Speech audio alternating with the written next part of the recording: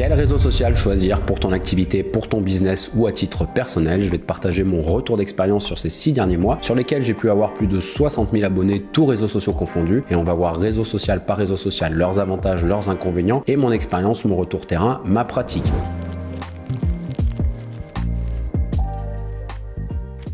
Ces 6 derniers mois de contenu et ces 60 000 abonnés m'ont permis de générer 200 000 € de chiffre d'affaires en 6 mois. Donc, je te le rappelle, je suis un entrepreneur, je suis pas un influenceur. Mon but, c'est d'aider à gagner plus d'argent ou payer moins d'impôts. Pour en savoir plus, travaille avec nous. Tout sera sur mon profil, dans la description de cette vidéo, dans la newsletter ou sur mon site karma.net. Premier point avant toute chose, et c'est très important, je tiens à remercier chaleureusement e-commercenation.fr qui nous a fait ce guide des réseaux sociaux 2023. Je t'invite à aller sur leur site et notamment si tu veux retrouver cette plaquette. Et ce qu'on va faire, c'est qu'on va voir réseau social par réseau social, leur avis grâce au guide des réseaux sociaux 2023 qu'ils ont fait, et surtout moi je vais te donner mon retour d'expérience, en tout cas ma pratique sur les réseaux sociaux. Avant qu'on confronte réseau social par réseau social, le guide des réseaux sociaux et mon retour terrain, je voulais te donner quelques chiffres au niveau mondial et au niveau français sur internet et sur les réseaux sociaux, et tu vas voir, c'est des chiffres ahurissants, ça donne le tournis. Au niveau mondial, on a 5,16 milliards de personnes qui sont sur internet et on a 4,76 milliards de personnes qui utilisent les réseaux sociaux, soit une progression de 3% par rapport à l'année dernière. Les chiffres clés, on a 60% de la population mondiale qui est sur les réseaux sociaux et les gens pensent en moyenne 2h31 sur les réseaux sociaux. Tu l'as compris, au niveau mondial déjà, et on va le voir, ça sera pareil au niveau français, se passer des réseaux sociaux à titre personnel ou pour ton business, que tu fasses du B2B ou du B2C, c'est clairement une grosse connerie, en tout cas selon moi. Et on a 38% du temps passé sur internet qui est passé sur les plateformes sociales, sur les réseaux sociaux. Petit aparté, et là on parle bien du niveau mondial, TikTok est le réseau social où les utilisateurs passent le plus de temps. Donc si tu veux faire du business au niveau mondial, ne pas utiliser les réseaux sociaux, clairement c'est se tirer une balle dans le pied. Et qu'est-ce qui se passe chez nous au niveau français? On a 59,94 millions d'utilisateurs d'internet au début de l'année, au début 2023, soit 92,6% de la population totale. 52 millions utilisent les réseaux sociaux, les médias sociaux. Donc pareil, si tu fais du business B2B ou B2C ou même à titre personnel en France, ne pas utiliser les réseaux sociaux, c'est clairement pareil, là encore je le répète, mais c'est mon avis, une grosse connerie. Au niveau de la répartition déjà, on va avoir 51% de femmes et 49% d'hommes sur les médias sociaux, sur les réseaux sociaux. On a donc une répartition assez homogène, assez équitable. Et quelques chiffres clés, TikTok a confirmé sa montée en puissance en gagnant près de 7 millions d'utilisateurs. Là, on parle de la France et de cette année. Et le groupe Meta c'est quoi? C'est Facebook, Instagram pour faire simple, a une stagnation de leur nombre d'utilisateurs comme Snapchat. Donc ça, c'est les chiffres clés au niveau mondial et au niveau français. C'était si j'avais jamais besoin de te convaincre d'utiliser les médias sociaux, d'utiliser les réseaux sociaux. Et maintenant, ce qui va être intéressant, si on va comparer le guide des réseaux sociaux de e-commerce nation avec mon retour d'expérience et les réseaux sociaux que j'ai utilisés. Premier réseau social, le mastodonte Facebook, il l'appelle le réseau social généraliste. L'audience publicitaire, alors attention, là on parle d'audience publicitaire, donc c'est si jamais tu fais des pubs, c'est 30,4 milliards, ça c'est l'audience publicitaire potentielle. On a 47% de la population sur Facebook et on a une baisse, attention, qui est assez significative de moins 24% par rapport à 2022. 25% des utilisateurs entre 25 et 34 ans, 24% des utilisateurs ont plus de 55 ans. Sur Facebook, pour faire simple, il y a tout le monde. La répartition des genres, 52% de femmes, 48% d'hommes. Quels sont les conseils qu'on nous dit sur Facebook? Utiliser la publicité Facebook pour être visible. Alors clairement, j'ai pas fait énormément de publicité. Par contre, de la publicité Facebook, j'en ai fait, notamment il y a 2-3 ans où j'avais mis 80 000 € de budget pour mon ancien business. Et clairement, au niveau de la publicité, notamment du fait du ciblage, du retargeting des datas, Facebook, c'est très très puissant pour faire de la publicité. Qu'est-ce qu'ils nous disent d'autre? Ils nous disent miser sur les publications qui incitent à la réaction avec des internautes, avec des messages courts et de l'humour. Ça, c'est inhérent à tous les réseaux sociaux. On le verra, mais le but, c'est qu'il y ait des interactions. Donc, rien de nouveau. Et utiliser le contenu visuel. Alors ça, je l'ai vu notamment avec ma page Facebook où quand je fais des publications, des posts, j'ai assez peu de visibilité. Alors que quand je publie des reels, c'est-à-dire des vidéos courtes, 30 secondes, 45 secondes, 1 minute, et ben parfois, j'ai une portée vraiment exceptionnelle. Donc, et ça restera mon avis, tu le verras, mais la vidéo, ça peut être exceptionnel. Et ensuite, quels sont les objectifs de Facebook? Construire une communauté. J'ai réussi sur les 6 derniers mois à avoir plus de 13 000 abonnés Facebook au moment où je te fais cette vidéo. Donc oui, clairement, on peut construire une communauté. Développer vos ventes. Alors pour moi, Facebook, c'est pas forcément le canal où c'est le plus facile de communiquer et de générer de la vente. Par contre, oui, ça peut être intéressant pour la visibilité. Créer des campagnes marketing ciblées. Alors là, oui, clairement, pour faire de la publicité. J'ai pas fait de la publicité sur énormément de canaux, mais en tout cas, faire de la pub Facebook, ça, je sais faire. Et j'ai eu des résultats exceptionnels, notamment parce que leur algorithme est très puissant. Meta, ça reste quand même un groupe avec énormément de budget, énormément de data, d'expérience. C'est un des réseaux sociaux les plus anciens. Et enfin, déployer un canal de vente supplémentaire. Alors ça, je pense qu'ils nous l'ont mis par rapport à ton site internet. Je vais te donner donner mon retour d'expérience sur Facebook. On a tendance à s'éparpiller avec Thread, avec TikTok, avec Twitter, avec énormément de réseaux sociaux. Mais en fait, Facebook, on a tendance un petit peu à l'oublier et on avait un petit peu tendance à l'enterrer. Moi, j'ai eu des super bons résultats sur les Reels Facebook, notamment si tu fais du business avec des personnes peut-être un petit peu plus âgées, 40, 50 ans. Donc moi, ça peut être mon cas, notamment sur la fiscalité. Donc en tout cas, attention à ne pas délaisser Facebook, et ce que je te conseille, c'est de faire du contenu, comme ils nous le disent, visuel, avec des images, mais surtout avec des Reels. Et tu vas voir qu'un Reel, ça peut être viral, et il suffit d'un Reel pour faire 100 000, 200, 500 000, voire même 800 000, 1 million de vues. Et dans ce cas-là, tu pourras avoir énormément d'abonnés, énormément de visibilité. Par contre, c'est clairement pas le meilleur réseau social pour faire de la conversion. On reste dans le groupe Meta et on va parler d'Instagram. Ils nous le présentent comme le réseau social de l'influence, et je suis assez d'accord avec eux. On va voir pourquoi. Publicité potentielle, 24 millions. Alors là, pareil, on parle de publicité potentielle. Donc c'est si on met du budget d'ads. Moi, j'ai pas mis 1 euro de publicité sur mes 6 derniers mois. Je te parle juste de création de contenu. 37% de la population sur Instagram, plus 9% par rapport à 2022. Donc on le voit, Facebook a baissé alors qu'Instagram a augmenté. 35% des utilisateurs ont entre 13 et 24 ans, donc une population beaucoup plus jeune. Mais attention, 64% des utilisateurs ont plus de 34 ans. Donc pareil, il y a un petit peu tout le monde sur Instagram. La répartition par genre, elle a peu d'intérêt. Pareil, 53% de femmes, 47% d'hommes. Les conseils qu'ils nous donnent sur Instagram: faites preuve d'authenticité en utilisant les stories. Et là, ils ont totalement raison, et c'est pour ça que c'est super intéressant, notamment sur le marché de l'influence, et c'est clairement quelque chose que je ne fais pas. Je fais assez peu de stories où je montre mon visage. Peut-être que j'ai encore du mal, je sais pas. Mais en tout cas, voilà, faites preuve d'authenticité en montrant les stories. Ça, c'est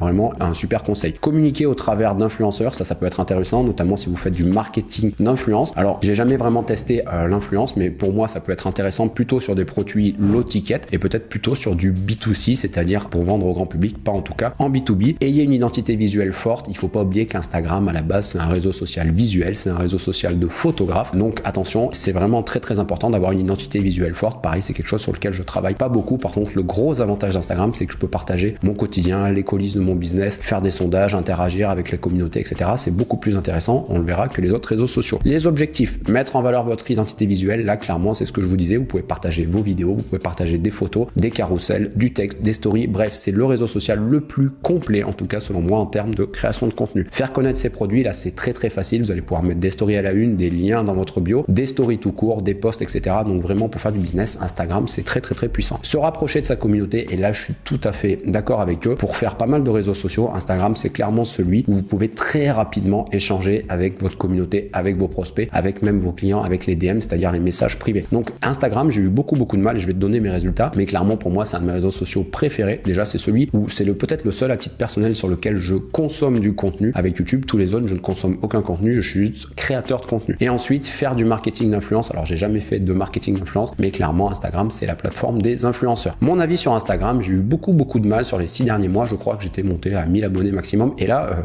au moment où je te fais cette vidéo, c'est en train d'exploser. Je prends 500, 600 abonnés tous les jours, tous les 2-3 jours. Pourquoi? Parce que j'ai eu des reels virales. Donc, ça va être les mêmes conseils que je peux te donner sur Facebook, mais ne pas lésigner à faire du contenu avec des images, avec ta marque personnelle, avec toi, et surtout aussi à faire du contenu vidéo. Et Instagram, alors clairement, c'est un réseau social où il y a beaucoup de concurrence parce qu'il y a énormément de monde, il y a beaucoup de facilité à communiquer avec les visuels, avec les vidéos, etc. Mais en tout cas, pour moi, Instagram, c'est vraiment un réseau social exceptionnel parce que c'est un des seuls où on pourra faire du texte, du post, de la vidéo, qu'on va pouvoir mettre des stories à la une, on va pouvoir faire des stories, on va pouvoir parler directement avec sa communauté. Donc pour moi, en tout cas, en termes de création de contenu et en termes d'échange et de prospection et de conversion, Instagram, c'est le réseau social le plus avancé. Donc c'est celui sur lequel, en tout cas, je m'attelle un petit peu en ce moment. Donc vas-y, va t'abonner à mon compte Instagram. Mais en tout cas, voilà ce que je voulais te dire sur ce réseau social. Twitter, et je vais t'en parler très très rapidement parce que Twitter, j'avais commencé et j'ai totalement abandonné. Donc je pourrais pas te donner mon retour terrain, surtout que ça a pas mal changé depuis que ça s'appelle X. Mais qu'est-ce qu'il nous disait sur Twitter? Les conseils: utilise Twitter comme un support clientèle. Je suis pas tout à fait d'accord. Pour moi, c'est plus un réseau social de découvrabilité, d'ailleurs, comme TikTok, comme Instagram ou comme les shorts YouTube. Ne pas faire de publication commerciale, ça, j'ai envie de te dire, c'est quasiment inhérent à tous les réseaux sociaux. Le meilleur moyen de vendre, c'est de ne pas chercher à vendre. Utiliser l'humour. Alors là, c'est pas inhérent non plus qu'à Twitter, mais c'est vrai que Twitter, ça permet de publier énormément de fois par jour en mettant des petites punchlines. Donc ça, c'est leur avis sur Twitter, et je te donnerai pas mon avis. Comme je te disais, j'ai rapidement arrêté Twitter. Leur objectif: interagir avec sa communauté. Pour moi, c'est plutôt générer de la visibilité qu'interagir. Interagir, ça va plutôt être Instagram, Facebook ou même LinkedIn, dans lesquels on va pouvoir échanger, commenter et échanger dans les messages privés assez facilement. Améliorer son image de marque. Twitter, je suis pas forcément fan de ça pour son image de marque. J'aurais plutôt dit Instagram ou du contenu vidéo. Humaniser votre entreprise. Là, oui, ça vous permet de vous, en tant que personne, d'humaniser votre entreprise, de développer ce qu'on appelle sa marque, sa brand. Mais ça, c'est pour tous les réseaux sociaux. Et partager du contenu d'actualité. Alors là, oui, par contre, Twitter, c'est le top. On le voit, il y a juste à dire, tiens, on a eu un tel qui a tweeté, on a tel sportif qui a fait tel tweet, on a tel personnage politique qui a fait tel tweet, et c'est souvent souvent même repris dans les informations. Donc on va dire pour la découvrabilité et peut-être un petit peu pour le kiff, moi à l'époque je m'étais servi de Twitter pour me noter mes idées carrément, j'en faisais des tweets et puis j'ai rapidement abandonné parce que j'ai eu pas du tout de visibilité et puis en fait à un moment donné je peux pas non plus être sur tous les réseaux sociaux comme il faut. Donc voilà en tout cas mon retour d'expérience sur Twitter et ce que eux ils nous disent sur ce guide des réseaux sociaux. LinkedIn, alors LinkedIn là je vais avoir des choses à te raconter et ça a notamment pas mal évolué. Qu'est-ce qu'ils nous disent sur LinkedIn? Et là pour le coup je vais être un petit peu plus pointu. Le réseau social qui permet de s'en créer un, oui je suis assez d'accord avec ça. L'audience publicitaire, pareil c'est l'audience publicitaire potentielle, 26 millions de personnes, 40% de la population, plus 43%, tu le vois on a une progression énorme par rapport à l'année dernière, plus de 43% de la population. Et sur LinkedIn, répartition par genre, un petit peu plus d'hommes que de femmes, 52-48, 60% des utilisateurs de LinkedIn ont entre 25 et 34 ans, donc en fait c'est assez jeune, on aurait pu se dire que ça aurait été un petit peu pour les personnes en costard cravate qui font du business, et ben non pas forcément, il y a vraiment tout le monde sur LinkedIn. 23% des utilisateurs entre 13 et 24 ans, donc il y a un quart des gens qui ont entre 13 et 24 ans sur LinkedIn. LinkedIn c'est plus du tout la plateforme de réseau social avec le fameux cher réseau, c'est devenu, tu vas le voir, une plateforme assez exceptionnelle. Les conseils, soignez les accroches de vos publications pour susciter la curiosité, là je suis clairement d'accord, 80% du boulot qu'on fait sur LinkedIn c'est ni plus ni moins quasiment que la phrase d'accroche, et pour le coup LinkedIn je peux te le dire parce que je publie tous les jours quasiment depuis 6 mois. Publier régulièrement, oui, et j'ai envie de te dire c'est comme tous les réseaux sociaux, mais LinkedIn encore plus, et LinkedIn c'est assez facile de publier régulièrement, c'est juste du texte à écrire, donc ça peut être des idées de contenu, des idées qui te passent par la tête, ça peut être des idées par rapport à ton business, par rapport à ton expertise, etc. D'ailleurs si tu veux que je te fasse une vidéo sur ma stratégie de ligne éditoriale notamment pour LinkedIn, n'hésite pas à me le dire, c'est avec grand plaisir que je te partagerai ça. Utiliser le storytelling, ça c'est pareil, c'est pour tous les réseaux sociaux, mais LinkedIn ça marche vachement bien, notamment les selfies où on met sa gueule, où on met son visage, ça marche vachement bien, et contrairement à ce qu'on peut croire, moi j'ai eu fait des posts très techniques sur comment ne plus payer d'impôts, comment générer du chiffre d'affaires, ils ont très peu marché, alors que quand je raconte mon histoire, que ça soit les voyages, les sommets, les Ironman, et ben j'ai beaucoup plus de visibilité. Attention, je te le disais, je suis un entrepreneur, ce qui m'intéresse c'est le chiffre d'affaires, je suis pas un influenceur, c'est pas les impressions ou les abonnés qui m'intéressent. L'objectif, déployer son personal branding, et ça oui je suis assez d'accord, même si pour le coup ça serait plutôt générer du chiffre d'affaires, générer du contact, vraiment faire du business. LinkedIn c'est le réseau B2B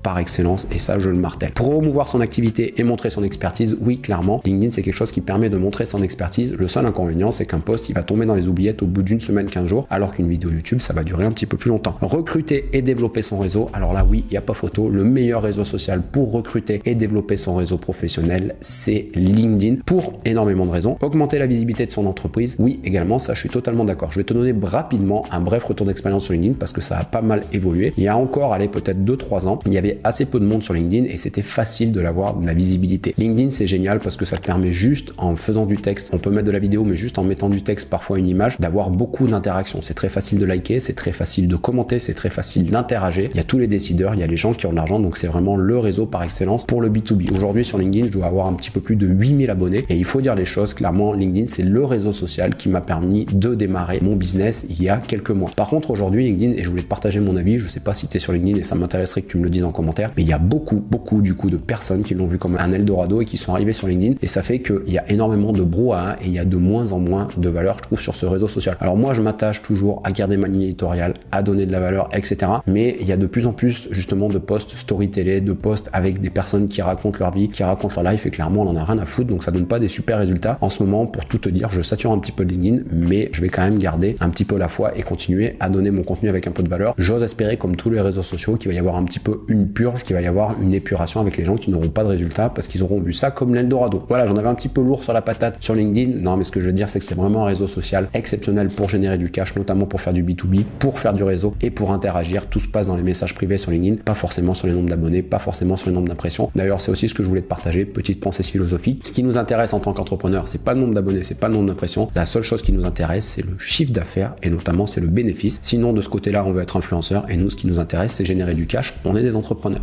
Pinterest, je vais juste te dire ce qu'ils nous ont mis parce que clairement, j'ai jamais utilisé Pinterest, que ça soit pour créer du contenu ou pour faire de la publicité, créer des visuels de qualité. Oui, on n'en doute pas, Pinterest, c'est le réseau social avec des visuels, ça c'est clair. Alors, je voulais te le partager quand même, répartition par genre. Ici, on a 75% de femmes, donc c'est le réseau social où on a beaucoup plus de femmes. Donc, si jamais vous faites du business avec la gente féminine, eh ben, allez sur Pinterest. Mesdames, si vous faites du business, allez sur Pinterest aussi. Épingler régulièrement du contenu, ok. Créer des tableaux spécifiques selon les catégories de votre site web, ok. J'ai rien à dire, comme je te disais, je connais pas du tout Pinterest. Mettre en avant vos produits, parfait. Vendre grâce aux nouvelles fonctionnalités du réseau social, donc apparemment le réseau social a évolué. Toucher une cible particulièrement féminine, voilà, ils nous l'ont dit, et humaniser votre communication. Alors je connais 2-3 personnes, juste en ayant échangé sur des repas, qui m'ont dit qu'ils utilisaient Pinterest et que c'était génial. Alors peut-être que c'est un petit peu comme LinkedIn il y a quelques années, il n'y a pas trop de monde, donc à creuser sur Pinterest si vous faites du visuel, et notamment si vous faites du business avec des femmes, et ben ça peut être très intéressant de se placer sur Pinterest. YouTube, le moteur de recherche vidéo, il y a de fortes chances que tu regardes cette vidéo sur YouTube, et je vais te donner mon avis sur YouTube. Donc 80% de la population est sur YouTube, toutefois c'est énorme, plus de 6% par rapport à 2022. En moyenne, les gens passent 46 minutes sur la plateforme, donc sur YouTube. Répartition par genre, cette fois on a un petit peu plus d'hommes, 60%, 59 pour être précis, 41% de femmes, et 37% des utilisateurs entre 13 et 24 ans. Pareil, je suis assez surpris, c'est assez jeune pour YouTube. Les conseils, avoir du bon matériel pour filmer. Oui, mais je suis pas tout à fait d'accord. Le plus important pour moi sur YouTube, c'est le son, c'est la qualité du son. Je préfère avoir une image pourrie que du son. Tu le vois, cette vidéo va peut-être être un peu longue. Tu l'écouteras peut-être dans ta voiture, en podcast, etc.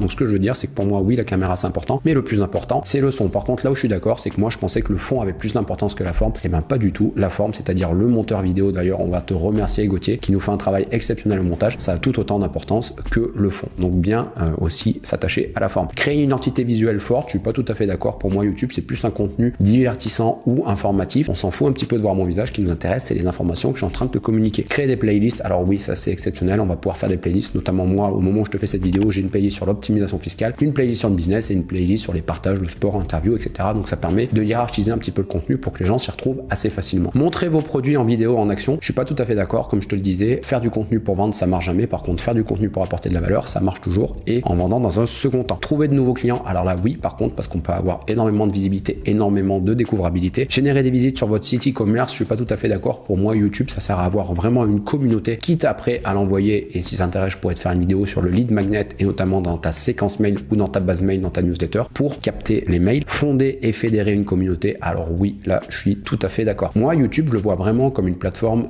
comme si c'était un petit peu le nouveau cinéma, la nouvelle télé. Personnellement, j'ai pas de télé, je regarde que YouTube, et je vais te donner mon avis personnel sur YouTube. YouTube, c'est la plateforme qui me demande le plus d'efforts en termes de temps, en termes de recherche de contenu, le plus de budget en termes de montage vidéo, etc. Pour moi, c'est vraiment le réseau social des grands, c'est vraiment un petit peu comme le cinéma. Donc par contre, le gros avantage de YouTube, c'est qu'on va avoir plus de temps ensemble, donc tu vas pouvoir plus voir mon expertise ou non d'ailleurs, et plus te faire une idée. Donc YouTube, pour moi, ça va donner des prospects très qualifiés. J'ai beaucoup de gens qui me disent, j'ai vu tes vidéos YouTube, qui prennent rendez-vous et qui travaillent directement avec moi. Et par contre, YouTube, c'est le contenu qui va prendre le plus de temps, qui va être le plus long. Vraiment, on va se baser sur le long terme. Le gros avantage, par contre, de YouTube, et ça, on a tendance à l'oublier, c'est qu'on va se baser sur Google, avec notamment son moteur de recherche, avec son référencement, etc. Et donc, on a beau dire ce qu'on veut, mais Google, ça fait partie des mastodontes. Donc, c'est pour ça que YouTube, je lâche pas, je crée du contenu, je sais que ça va prendre du temps. Il y a beaucoup de personnes qui vont s'arrêter, mais le but, c'est d'être patient, de continuer, etc. 2-3 conseils sur YouTube. La partie la plus importante, c'est quasiment ta vignette, parce que les gens vont aller cliquer pour voir ta vignette. Et la deuxième partie la plus importante, c'est le début de ta vidéo, c'est que les gens vont regarder ta vidéo le plus longtemps possible. Donc, focalise-toi d'abord sur la vignette et sur le temps de visibilité, pas forcément sur tout le reste, sur les tags, les mots-clés, etc. C'est plutôt secondaire. Et le petit dernier, parce qu'il y a pas mal de choses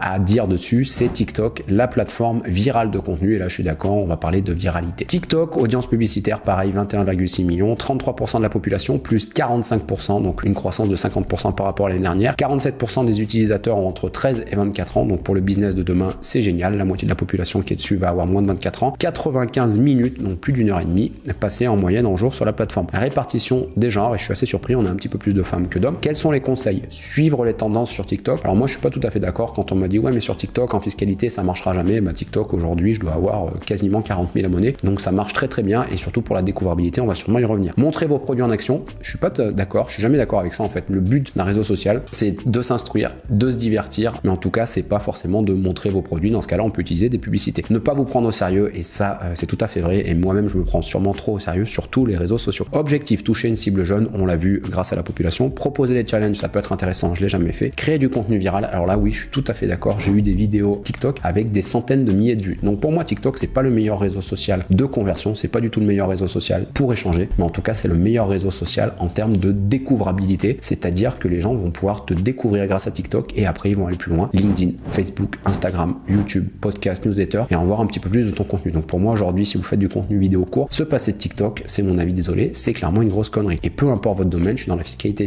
internationale, j'ai récemment vu un avocat qui avait des résultats exceptionnels. Donc TikTok, c'est pas non plus que des nanas qui montrent leur visage et pour pas dire le reste. Proposer des contenus humoristiques, on l'a vu, oui, ça peut être intéressant. Profiter du fort taux d'engagement. Alors TikTok, il n'y a pas forcément un faux taux d'engagement. Par contre, il y a un fort taux de viralité. Donc pour moi, TikTok, c'est le réseau social de la découvrabilité. C'est le réseau social de la viralité. Et petite anecdote, mon tout premier client est venu de TikTok. Il a vu 2-3 vidéos TikTok et il a directement signé chez nous avec une offre à 5 chiffres. Donc faites attention, ne pas avoir de croyances limitantes, de se dire ouais, TikTok peut-être que, et même sur tous les réseaux sociaux de manière générale, si c'est le conseil que je pourrais vous donner. Et enfin, je voulais te parler un petit peu de WhatsApp. Alors WhatsApp, j'utilise pas du tout pour la création de contenu. Par contre, c'est mon seul réseau social, si on peut l'utiliser, de réseau social où j'ai des notifications pour parler avec mes clients. WhatsApp, qu'est-ce qu'on nous dit? Conseil, créer un site vitrine avec un e-commerce, un catalogue. Oui, j'ai vu qu'on pouvait faire ça, donc ça peut être intéressant. Partagez vos nouveautés avec statut. Pour moi, voilà, WhatsApp, c'est plutôt un réseau social d'échange, pas de découverte. Partager des informations pertinentes de votre entreprise. Oui, en fait, c'est vraiment d'avoir comme si on avait un e-commerce. Créer des communautés. Oui, ça peut être intéressant. Utiliser l'application comme service client. Alors là, oui, clairement, moi, j'ai un groupe avec chaque client et mon associé et j'ai un groupe avec tous mes clients et surtout, ça me permet de gérer tout au quotidien. Donc vraiment,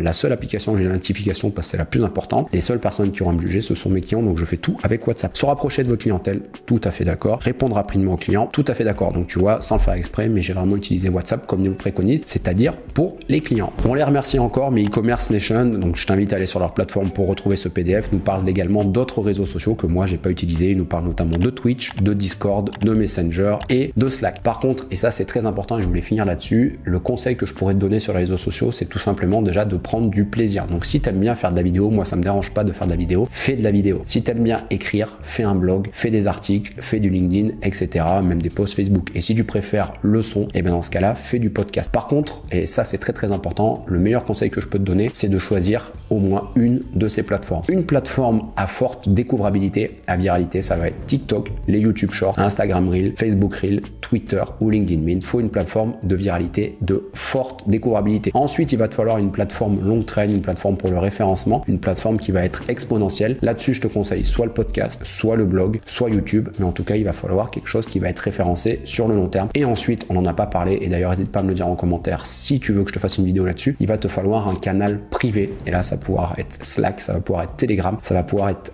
ta newsletter, une base mail, etc. pour détenir ton audience. Parce que si demain, on l'a vu, il y a énormément de réseaux sociaux, un de ces réseaux sociaux disparaît, et bien tu pourras directement parler avec ta communauté, avec tes prospects et même avec tes clients. Voilà, j'espère que ce retour d'expérience sur les réseaux sociaux a pu t'aider et à affiner tes choix. On remercie une fois de plus e-commerce nation. N'hésite pas à me poser toutes tes questions, que ce soit sur le business, sur les réseaux sociaux. Si tu as des idées de vidéos que tu as envie que je fasse, pareil, tu me les mets en commentaire. J'espère que cette vidéo t'a plu et moi je te dis à la semaine prochaine pour une nouvelle vidéo.